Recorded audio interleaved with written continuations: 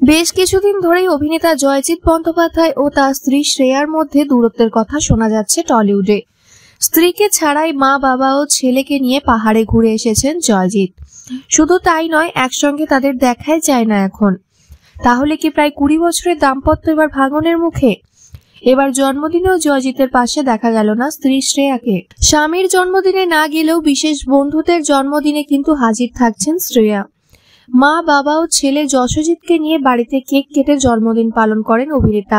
সেখানে পরিবারের সকলেও হাজির থাকলে দেখা যায়নি স্ত্রী শ্রেয়াকে। এর আগে স্ত্রীকে ছাড়া পাহাড়ে ঘুরতে যাওয়ার প্রসঙ্গে জয়জিৎ জানিয়েছিলেন শ্রেয়ার কাজ থাকায় তিনি ঘুরতে যেতে পারেননি।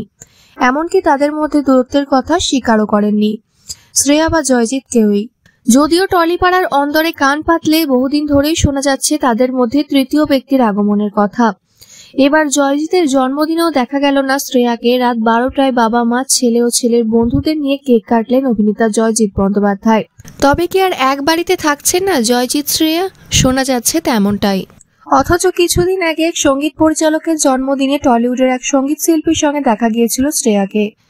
বছরের যে কোনো দিনও ব্যস্ত থাকলেও স্বামীর জন্মদিনে রাত 12টায় পরিবারের সকলে থাকলেও স্ত্রীর অনুপস্থিতি নিয়ে বিচ্ছেদের গুঞ্জন যেন আরো তীব্র হচ্ছে।